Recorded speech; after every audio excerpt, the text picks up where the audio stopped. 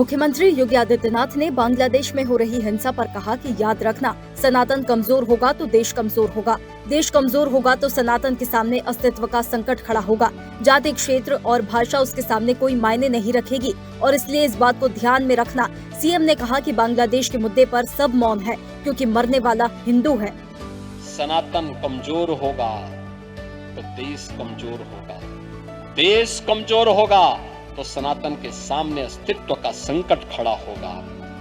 जाति, क्षेत्र और भाषा उसके सामने कोई मायने नहीं रखेगी और इसलिए इस बात को ध्यान में रखना।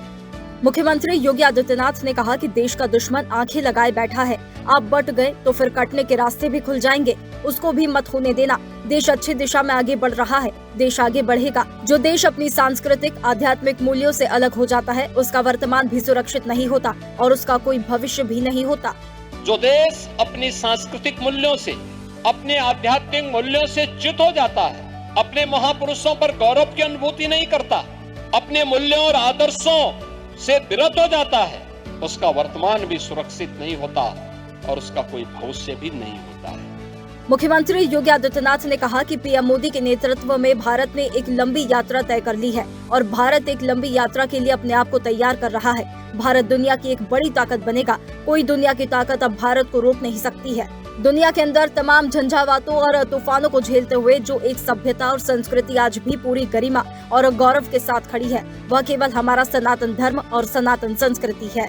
जो एक सभ्यता और संस्कृति आज भी पूरी गरिमा और गौरव के साथ खड़ी है और दुनिया को मैत्री, करुणा के साथ साथ वसुधैव कुटुंबकम का संदेश दे रही है, तो वह केवल हमारा सनातन धर्म की सनातन संस्कृति है।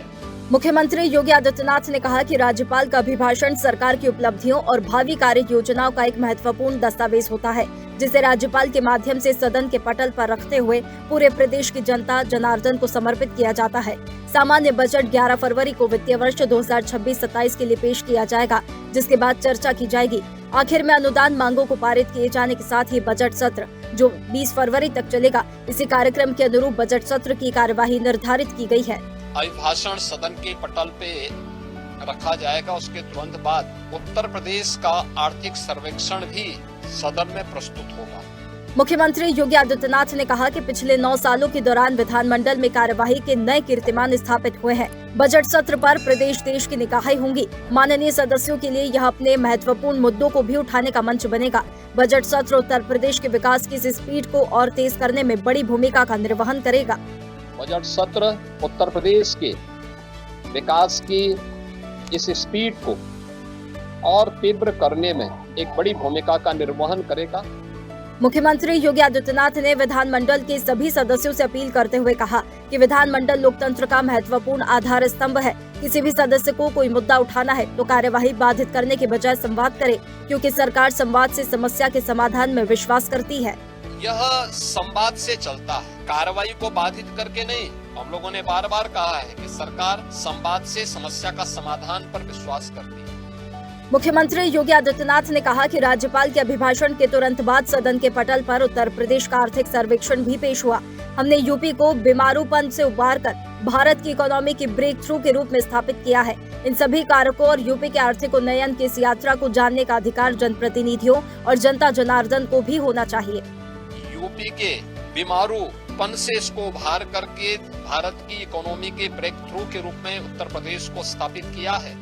उत्तर प्रदेश विधानमंडल के बजट सत्र 2026-27 के मौके पर मुख्यमंत्री योगी आदित्यनाथ ने विधान भवन परिसर में माननीय सदस्यों के लिए आयोजित विशेष स्वास्थ्य शिविर का उद्घाटन किया। इस मौके पर मुख्यमंत्री ने सभी सदस्यों से सदन की गरिमा बनाए रखते हुए कार्यवाही को शांतिपूर्ण, सुचारू और जनहित में सफल बनाने का आह्वान किया। मुख्यमंत्री योगी आदित्यनाथ ने जनता दर्शन में लोगों की समस्याओं को सुना और सभी मुद्दों को गंभीरता से लिया। मुख्यमंत्री ने अधिकारियों को जन समस्याओं का प्राथमिकता के साथ शीघ्र निराकरण करने के निर्देश दिए। हापुड़ से आए 2 सैनिकों ने मुख्यमंत्री से जमीन पर कब्जे की शिकायत की, जिस पर मुख्यमंत्री ने स्थानीय प्रशासन को मामले की जांच कर हल करने के आदेश दिए। मुख्यमंत्री ने कहा कि सरकार 25 करोड़ देशवासियों की सेवा और सुरक्षा के लिए प्रतिबद्ध है। उन्होंने अपराधियों के खिलाफ लगातार सख्त कार्रवाई के निर्देश दिए। मुख्यमंत्री योगी आदित्यनाथ ने प्रदेश के बच्चों के नाम योगी की पाती लिखकर उन्हें सकारात्मक और सुरक्षित जीवन का संदेश दिया है। पत्र में उन्होंने पतंग उड़ाने के प्रति प्रेम को स्वाभाविक बताते हुए चाइनीज मांझे से दूर रहने की अपील की है और कहा कि इसके खिलाफ चल रहे अभियान में बच्चे भी सहयोग कर सकते हैं। सीएम ने कहा कि यदि कहीं चाइनीज मांझा बिकता दिखे तो परिजनों के माध्यम से पुलिस को सूचना दे।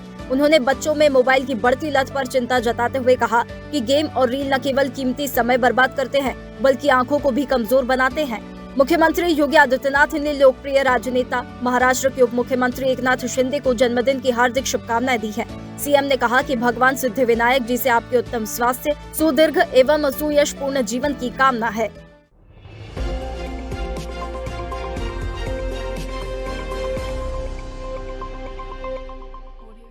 ताज़ा खबरों के लिए लाइक, फॉलो और यूट्यूब पर सब्सक्राइब कर बेल आइकन दबाएं। साथ ही हर अपडेट के लिए विजिट करें स्वदेशलाइव.com।